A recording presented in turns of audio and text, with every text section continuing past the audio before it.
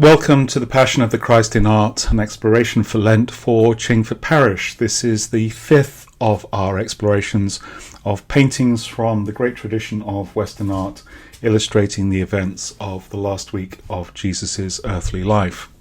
To remind you, we began with Stanley Spencer's The Last Supper, painted in 1922. We moved on to Giotto's fresco of the Arrest of Christ, painted in about 1304. We looked at Gerd von Honthorst's Christ Before the High Priest, oil painting from 1617. And last week we looked at White Crucifixion by Marc Chagall, painted in 1938. Today we look at a work of art that depicts the events immediately after Jesus' death on the cross. Peter Paul Rubens painting The Descent from the Cross, an altarpiece which is still in the Cathedral of Notre Dame in Antwerp, the building for which it was painted. We'll remember from our earlier discussions about the difficulties that the Netherlands, we commonly call Holland, faced in the late 16th and early 17th century, divided between north and south, and the difficulties, the religious and political difficulties that affected the Netherlands were something that directly affected Rubens's family. His father, Peter Paul's father, Jan, was born a Roman Catholic, but he had been marked out as a Calvinist, a Protestant of a more radical part of the Reformation, as early as 1566. And this is the reason why the family were exiled from the southern Netherlands, which is what we now call Belgium, to Germany, where Jan Rubens became a diplomatic agent and advisor to Princess Anna of Saxony. She was the wife of William the Silent of Saxony, and part of the resistance against the Spanish rule, the Catholic Spanish rule of the southern Netherlands. As one historian says, an unfortunate pregnancy revealed the intimate extent of the relationship between this princess of the House of Orange-Nassau and Rubens' father. He was forgiven, but the family were exiled to a town called Siegen in Westphalia. So here we can see in this picture where Antwerp, where the family originated, and Siegen, where Peter Paul Rubens was born and the family grew up. Jan died when Peter Paul was 10 years old. And at that point, his mother, Maria, who was a Roman Catholic, returned the family to Antwerp. And remember, the Netherlands in the late 16th and early 17th century were divided between the United Provinces in the north versus the Spanish Netherlands in the south, Protestant versus Catholic. And although Rubens' father was a Calvinist and had been working for a Protestant family against Spanish rule, Antwerp was firmly in the Spanish part of the Netherlands. And we can see how Peter Paul, I'll call him Rubens from now on, now that his father's died, how Peter Paul lived with that for the rest of his life. Antwerp was a big and important city then, as it is a big and important city now. Peter Paul was sent to a Latin school, but because of a shortage of money in the family of the widow, by 1590 he was sent to act as a page for the Countess of Lalande. He was desperate to become a painter, and first studied under his relative Tobias Verhaert, learnt the rudiments of his profession, then entered the studio of Adam van Noort and studied under Otto van Veen, and did so well that by 1598, when he was just 20, was admitted to the Painters Guild of Antwerp. 2 years later, he decided that in order to learn more about art, he had to go to the center of all art, just as rock and roll musicians in the 1960s wanted to end up in New York. Artists in the early 17th century wanted to go to Italy.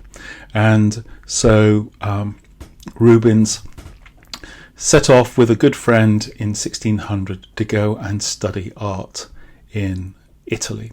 He entered the service of the Duke of Mantua. He didn't get down as far as Rome to begin with, and became, this is Rubens's parallel life in courtly and diplomatic missions.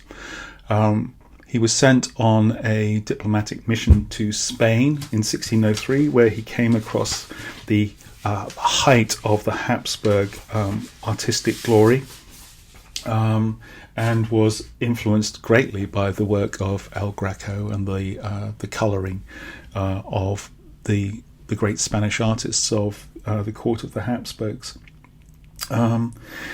He painted this portrait of the Duke of Lerma, which is still in the Museum of the Prado. And the Web Gallery of Art says, when he visited the Spanish court for the first time, Rubens used this picture to display his talents and to make his mark. It all has ready many elements of his mature Baroque style, which would have been novel and striking to his viewers. The way in which the horse seems to surge forward towards the spectator, an effect engineered by the low viewpoint and lack of balancing elements in the foreground, recalling the techniques of Caravaggio. This was spectacular and broke with the traditional profile of equestrian portraits. Other devices used to enhance the spectacle were eccentric colouring, tempestuous lighting, and the rather disquieting energy of the horse's hair and the tree's foliage. Remember, this was the period of Baroque in which movement in the static form of art was encouraged and explored. He was then sent by the Duke of Mantua to Rome, and whilst he was in Rome, he was given some major commissions. First of all, to the church on the left, a picture I took myself, Santa Croce in Jerusalem. He was commissioned to paint 3 large paintings for the crypt of St. Helena, the discovery of the cross and the legends of St. Helena. This was in 1601. Those paintings are now lost. And then he competed very hard to have the honour of painting the altarpiece in the church of Santa Maria Vallicella, the so-called Chiesa Nuova, the new church, in 1606.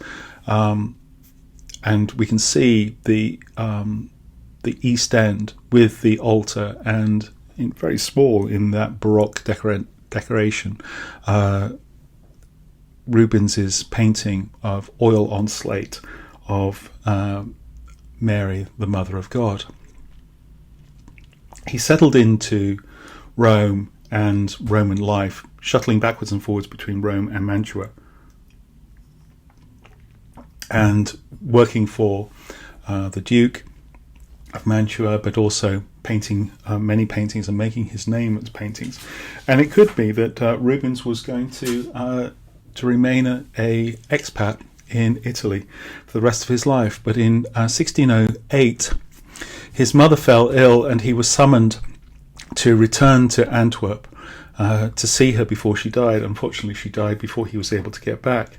And although he intended to make this a short visit, he never visited Italy again, and spent the rest of his life based in and around Antwerp.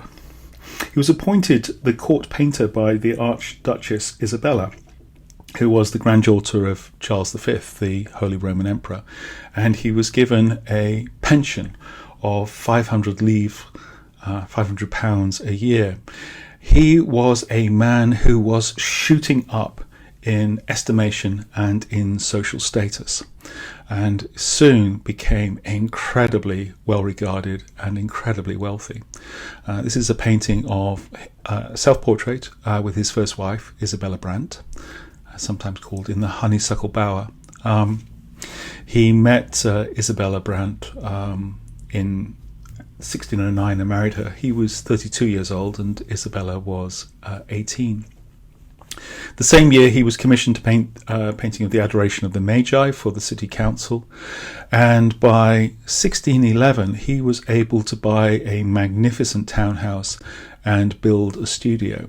Between that, for the next 10 years he was able to build a prodigious empire. This is a self-portrait from 1628, and the picture on the right is Rubens's house, a print from about 60 years later, after Rubens's lifetime. But it was a house that was suitable for a very well-off gentleman, but it was also the centre of his art factory. He made Andy Warhol look like a sheer amateur. He had so many assistants, including very famous painters like Van Dyck, and there are some paintings, grand paintings, which are most fairly attributable to the studio of Rubens, and it's only great art experts can tell exactly which painting that the master himself touched up or directed himself. In 1626, Isabel died, and he began to undertake diplomatic missions again, and was sent all over Europe for almost 10 years trying to negotiate peace between Spain and England. In 1630, he succeeded and was knighted by Charles I and awarded an honorary doctorate by Cambridge University for his troubles. And whilst he was in England, he painted the roof of the new banqueting hall in the Palace of Whitehall, which is still a banqueting house there. It's the only part of the Whitehall Palace, really, that you can still see today, other than the crypt, which is underneath the Ministry of Defence incongruously. A giant, glorious painting of the apotheosis of James I, whether one can actually say that James I deserved to be depicted as ascending into heaven is another question. But occasionally you'll see Rubens referred to as Sir Peter Paul Rubens, as if the English knighthood trumps all the other honours that he was given or received. In 1630 he married again. He was 53, and his new wife, Helena Formant Rubens, was 16. There was a report from a doctor to the Danish king, Otto Sperling, who visited Rubens's studio and described visiting the art factory in this way. The master was working on a canvas while listening to a reading of Tacitus and simultaneously dictating a letter. Since we daren't interrupt him, he himself addressed us while continuing to paint, listening to the reading and dictate his letter. Rubens was famous for rising at 4 a.m. every day in order to be able to achieve everything that he wanted to achieve. Here's a portrait of the artist, self-portrait, with his second wife, Helena Formant, and their son, Peter Paul. This is from about 1639. It's in the Metropolitan Museum of Art in New York. And on the right-hand side, from roughly the same year, a self-portrait in the Kunsthistorische Museum in Vienna. He retired from political life. He was given dispensation not to undertake any more diplomatic missions after his 10 years of attempting to find peace between Spain and England. And in 1635, he bought the castle Hettstein near Mechlin, where he would paint landscapes and grand commissions for the Infante Ferdinand, including some paintings which are now in the Louvre. In May 1640, he died of gout, rather bizarrely, when it said that gout moved from his arm into his heart. I have no idea what the exact medical condition was, but that was the end of Rubens' life. The Encyclopaedia Britannica says he was a celebrated diplomat in his time and also a scholar and a humanist, a learned classicist and an antiquarian, a prodigious correspondent in several languages, and even an amateur architect. His profound learning enabled him to draw upon a wellspring of biblical narratives, Roman Catholic theology and hagiography, and Greek and Roman history and mythology for the subject matter and iconography of his art. A devout Roman Catholic, a loyal subject to the Spanish Habsburgs, a devoted husband and the father of 8 children, this prosperous, energetic, thoroughly balanced man represents the antithesis of the modern notion of the struggling artist. So the whole idea that we have now, sort of post-romantic idea that to be a true artist one has to be dying of consumption in the garret, living entirely by yourself, is the lie is given to that by the life of Rubens, the work of Rubens, and, for example, the life and work of J.S. Bach as well. In Antwerp, he was commissioned to paint 3 triptychs by various bodies in the city. In 1610 to 11, the Raising of the Cross; 1611 to 14, the Descent from the Cross, which is the painting that we're going to be looking at today, and at the same time, the Resurrection of the Christ. The Raising of the Cross was painted for the high altar of Antwerp's Church of St. Walpurgis, which had been demolished in 1817. And as the cathedral in Antwerp, their website used to say, the triptych marked Rubens' sensational introduction of the Baroque style into Northern art. The diagonal composition is full of dynamism and animated colour. The artist had just returned from Italy with the memory of Michelangelo, Caravaggio and Venetian painting still fresh in his mind. The Raising of the Cross is the perfect summation of the unruly bravura that marked his first years in Antwerp. This is the position of the Raising of the Cross in Our Lady's Cathedral in Antwerp today. The triptych, said the cathedral's website, marked Rubens' sensational introduction of the Baroque style into Northern art.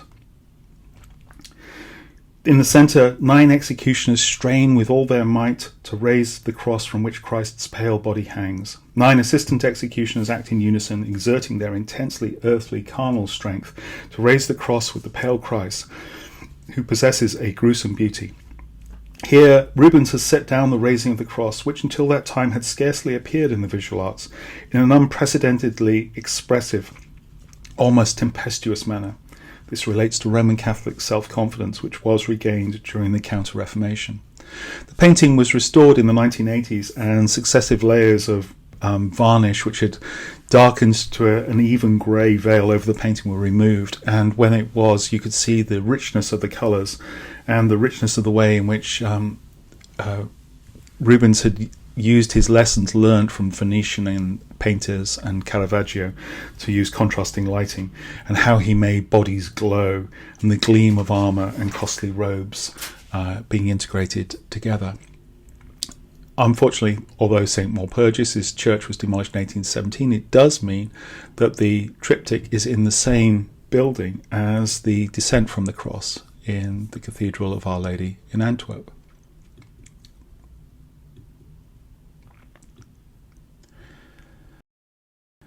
This is the Descent from the Cross in its position in the cathedral in Antwerp.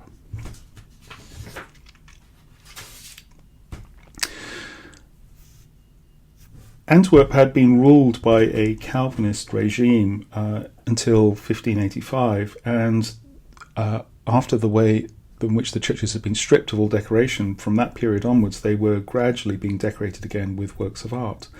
And in the early 17th century, when Rubens was painting this picture, the southern Netherlands enjoyed a period of stability and prosperity. Art and artists were major beneficiaries. Antwerp was a wealthy city, and the churches were decorated with unusual splendour. Catholic worship, says the Web Gallery of Art, had to be especially glorious in this place, where Protestants recently held sway. In 1611, the arquebusiers, Antwerp's civic guard, had commissioned a Descent from the Cross by Rubens for their altar in their chapel in the cathedral.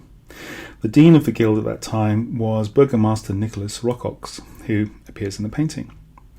And although the painting might seem that its themes are very disparate. They are actually all tied together by the expectations of Rubens's patron. This is the outside of the triptych when the doors are closed, and we can see here on the left-hand side Saint Christopher. Saint Christopher was the arquebus's patron saint, and the name Christophorus actually means Christ-bearer. So here we have one of the themes that Rubens is actually working with, is the idea that we are how Christ is born in the world. When you open the doors up and you can see the inside of it, you have the three paintings of the interior. On the left-hand side, we have the painting of Virgin Mary, pregnant with Jesus, visiting her cousin Elizabeth, who will shortly give birth to John the Baptist. The husbands are present, Joseph and Zacchaeus, and they're greeting one another in an imposing arch, and a servant carrying the travel items behind. So here we have the greeting, the visitation, on the left-hand side.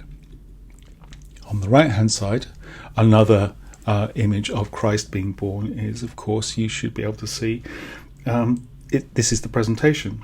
Candlemas, the infant Christ being presented in the temple at Jerusalem, with Simeon, this time holding the Christ child, and Anna the prophetess in the shadows between Simeon and Mary, looking on joyfully. On the left-hand edge, looking over Simeon's shoulder, is Nicholas Rocox, who was the head of the Arquebus's Guild, and who was a friend of Rubens, and gets his picture in the painting. But the centre of it is what we're paying attention to today. The central panel, said the cathedral website, of the great triptych shows the descent from the cross against a dark sky. Several men, Joseph of Arimathea, Nicodemus, St. John and two servants, carefully lower the body of Christ in a brilliant white shroud. They are assisted by several women, including Jesus' mother. Christ's foot rests on the shoulder of Mary Magdalene, who dried his feet with her hair. So that's Mary Magdalene there at Christ's foot. And again, here we see another example of the skillful interplay of various different Christian themes that Rubens is playing with. Because if that is Mary Magdalene, then she was traditionally identified with the woman who washed Christ's feet with expensive ointment and her tears and wiped them dry with her own hair. So here she is receiving Christ's foot, this time on her shoulder, and her tears are now washing the feet of the dead Christ. So we have an allusion back to the moment of Christ being anointed before his death, for his death. The interesting thing is where Rubens got his idea from for how to depict Christ. The way in which Christ's body is in a very complicated tangle of limbs at complicated angles. Here is another one of my own photographs, this time of a statue that is now in the Vatican museums in Rome. This is the statue of Leo Cohen, a marble statue attributed to variously Agensander or Athenodorus or Polydorus of Rhodes, or perhaps it might be a Roman copy, sometime from the 2nd century BC or the 1st century AD in the Vatican museums. And it was rediscovered only in the 100 years before Rubens's visit to Rome, and had a great attraction to artists of that post-Renaissance period. If I do something clever, at least I hope it's clever, you'll see if we swap the sculpture around, we flip it a mirror image along its vertical length, you can see how the body of Christ reflects the pose that Laocoon himself is in, as if what Rubens is doing is taking the greatest sculptor of the ancients and showing how he can actually use the layout of the human body for his depiction of Christ. Let's go back to the painting itself. In the central panel there we've got 8 people who are taking the lifeless body of Christ from the cross. So from the top, moving down, the 2 anonymous helpers, then Joseph of Arimathea on the left and Nicodemus on the right. Below, Mary, who is stretching out her hands towards her son, attempting to bear her son once more. John in his amazingly bright red garments. At the very bottom, Mary Clopas and Mary Magdalene. Against the flat, dark background, the figures are lit 3-dimensionally, as it were, and altogether they bear the body of Christ, which, as the cathedral's website says, they've taken up in a white shroud. This is a reference to Corpus Christi and to the Eucharist. You can see the way in which that the helpers are bringing Christ's body down in the white linen shroud, which only gets mentioned in John's Gospel. And this takes us back to the picture that we looked at last week of Chagall's White Crucifixion, where we saw the Shekinah, the glory of God, that was shining down like a spotlight from heaven upon the body of the crucified Jew, lighting up the suffering of the individual Jew as a symbol for the suffering of all Jews. And it's inconceivable that Chagall painted this without having, at least in his mind, an allusion to the painting of Rubens's Descent from the Cross. John Drury, in his book Painting the Word, says, Christ's dead body drops down from the cross in a diagonal stream of light. It is made brilliant by the cascading flow of the white sheet which protects its luminous pallor and is stained here and there by his blood. There is a clear recapitulation of his original descent as the divine light, to be incarnate in a dark world. There are even delicate hints of birth. Steadied by the strenuous work of the men above, the body is received by the women below as the most precious of gifts, for it is marked by the wounds of the completed sacrifice in which human cruelty and failure are atoned. Such is great tragedy, the death of the hero exhausting and escaping the powers which destroyed him, and laying the foundations of a renewed community.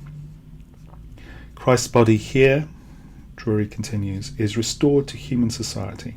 It is received and adored, as it were, at its birth, but now still more ardently because it has submitted to the ordeal of sacrificial death in complete obedience.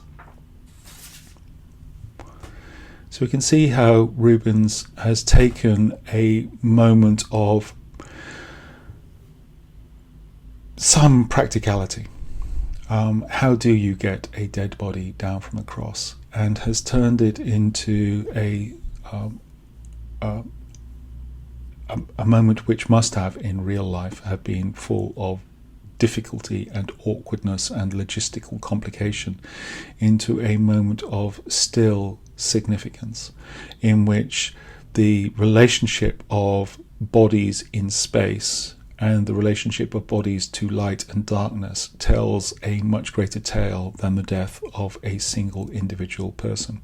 Just as Chagall last week told the story of the death of one individual Jew being seen in the suffering of millions of Jews around the world in 1938, Rubens is extrapolating a universal significance from the death of this one individual, Jesus the man, into the suffering of the glowing body of Jesus, the Son of God, and of God himself, and doing so with a remarkable degree of technical ability, but also of restraint and humaneness. The emotions of the figures are all different and all completely believable and understandable. So that concludes our look at 5 paintings for the events of Holy Week, taking us up to the afternoon of Good Friday. Of course, there are very many paintings that depict the effects of the resurrection of Christ. We started off with one of them, looking at Stanley Spencer's Resurrection in the churchyard at Cookham.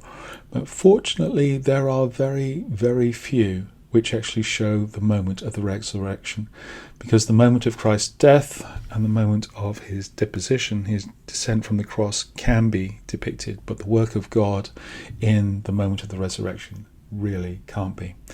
We give thanks to God that in this instance it is tell and not show.